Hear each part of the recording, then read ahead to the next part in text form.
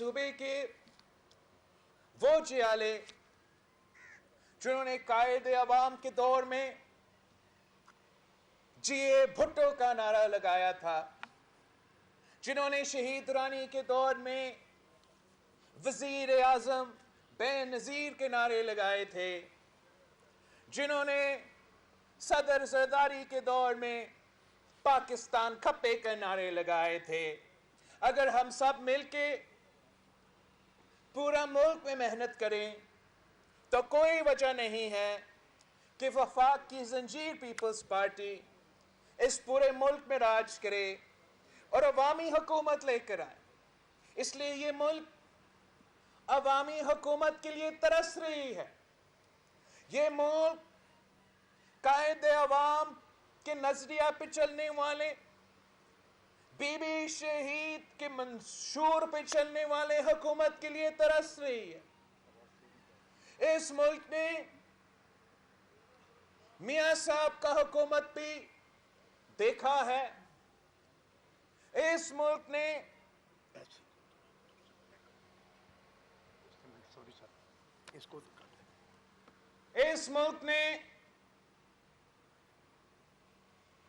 خان صاحب کی حکومت بھی بھگتا ہے،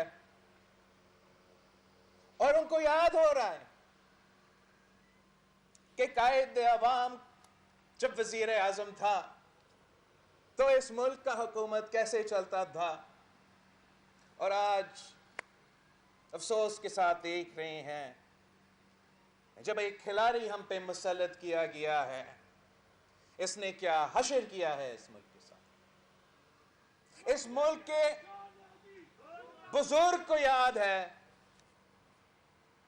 کہ قائد عوام نے اس ملک کے غریب ترین شخص سے لے کے، اس ملک کا کسان سے لے کے مزدور تک، مزدور سے لے کے طلبہ تک، طلبہ سے لے کے خواتین تک، کیسے اس ملک کو ترقی پہ راستہ پہ لے کے چلا تھا، کیسے ایک ایسا ملک جس کا ایک آدھا حصہ ہم سے الگ کیا گیا تھا، وہ کیسے اس ملک کو، قوم کو نہ صرف اپنے پاؤں پر کھڑے کیے تھے، نہ صرف آتمی طاقت دے کے اس کا دفاع ہمیشہ کے لیے یقینی بنایا تھا، مگر پوری مسلم امہ میں قیادت کا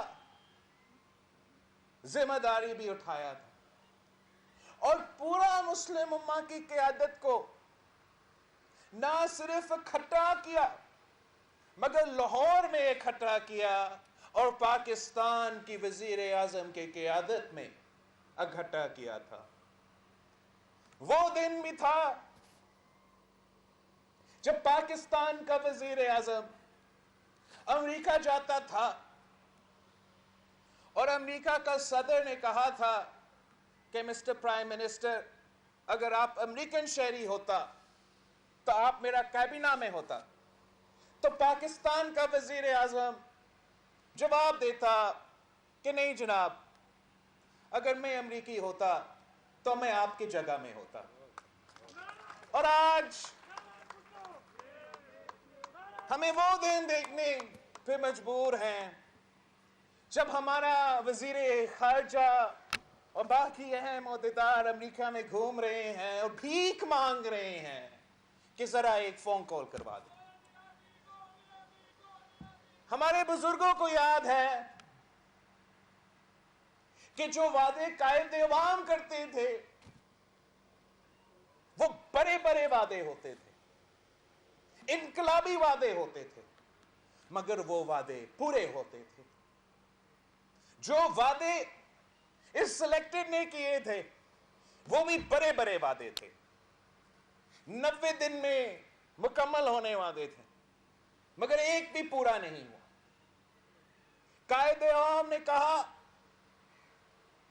کہ اسلام ہمارا دین ہے، جمہوریت ہمارا سیاست ہے، مساوات ہمارا معیشت ہے، اور طاقت کا سرچشمہ عوام ہے۔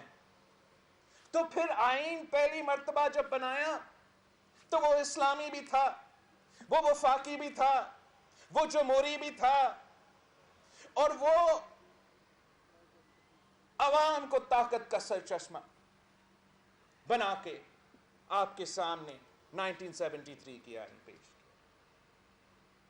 کیا۔ اس آدمی نے کہا کہ 90 دن میں کرپشن ختم کروں گا، 1 کروڑ نوکری دلواؤں گا، 50 لاکھ گھر بناؤں گا، پاکستان کی عزت کو بحال کروں گا۔ اور آپ نے دیکھا کہ ہر ایک وعدہ جھوٹا نکلا، ہر ایک وعدہ دھوکا نکلا۔ جب قائد عوام کہتا تھا کہ میں غریب کو طاقتور بناؤں گا، جب قائد عوام نے اس ملک کے کسانوں سے وعدہ کیا تھا کہ میں سرداری نظام ختم کروں گا، تو اس نے وہ وعدہ پورا کر کے دکھایا اور کسانوں کو زمینوں کا مالک بنا دیا۔ یہ خان نے دعویٰ کیا تھا کہ ہم ایگریکلچر ایمرجنسی ڈکلیئر کر کے ہمارے کسان کے ساتھ دیں گے اور زرعی انقلاب لے کر آئیں گے۔ الٹا انہوں نے تو زرعی ایمرجنسی خود نافذ کر دیا ہے۔ جس ملک کو مرد حر صدر زرداری نے گندم کا امپورٹر ہوتے ہوئے ایک گندم کا ایکسپورٹر 1 سال کے اندر بنا دیا تھا، جس ملک میں صدر زرداری نے کسان کا خوشحالی کا بندوبست کیا تھا، جہاں آپ نہ صرف گندم ایکسپورٹ کرتے تھے مگر چینی ایکسپورٹ کرتے تھے اور چاول بھی ایکسپورٹ کرتے تھے، آج آپ دوسرے ممالک کے کسان کے فصل امپورٹ کرنے پہ مجبور ہیں۔ جہاں خان صاحب نے بھی وعدہ کیا کہ وہ غریب کے ساتھ دے گا، آپ نے دیکھا اس نے کیا غریب کے ساتھ دیا، کیا غریب کے ساتھ کیا ہے۔ تاریخی مہنگائی جو اس ملک کی تاریخ میں نہیں دیکھا گیا۔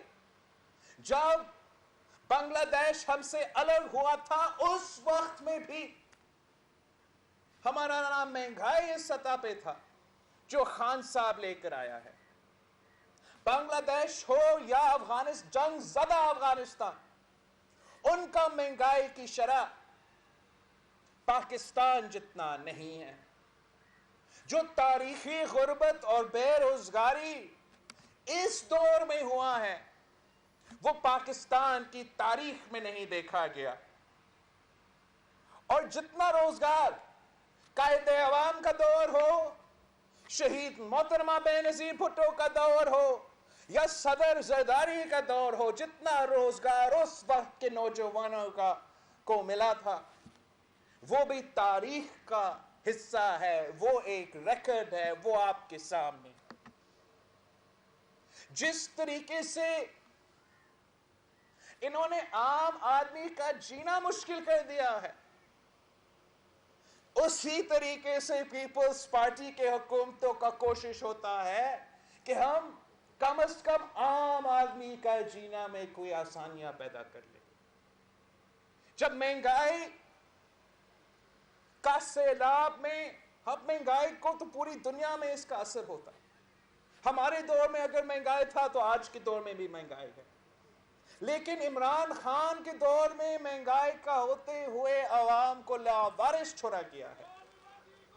پی پی کے دور میں اگر مہنگائی تھا تو حکومت آپ کے پیٹ پیچھے کھڑی تھی، اگر پی پی کے دور میں مہنگائی تھا تو ہم نے پھر ہر غریب عورت کے گھر میں مالی امداد پہنچی، اگر پی پی کے دور میں مہنگائی تھا تو ہم نے خان کی طرح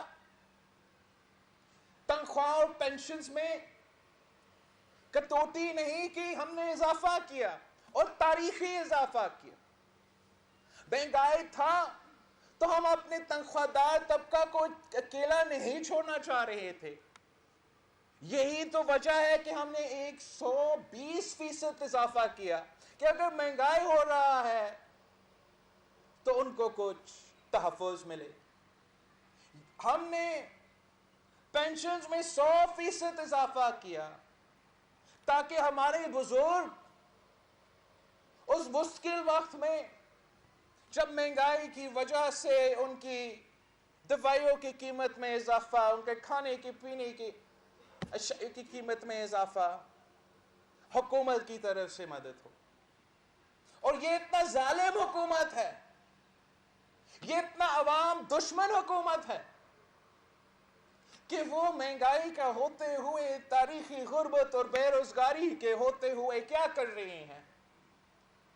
1 करोड़ नौकरियां देने के बजाय जिनके पास रोजगार पहले से मौजूद था उनसे भी रोजगार छीन रहे हैं। वो चाह स्टील मिल के 10,000 खानदान हो, या वो सुप्रीम कोर्ट में जो केस जिसमें हम इंशाअल्लाह ताला रिव्यू करेंगे वहां भी लड़ेंगे, पार्लियामान में भी लड़ेंगे, सड़कों पे भी लड़ेंगे, जहां 20,000 खानदानों को बेरोजगार करवा दे दिया।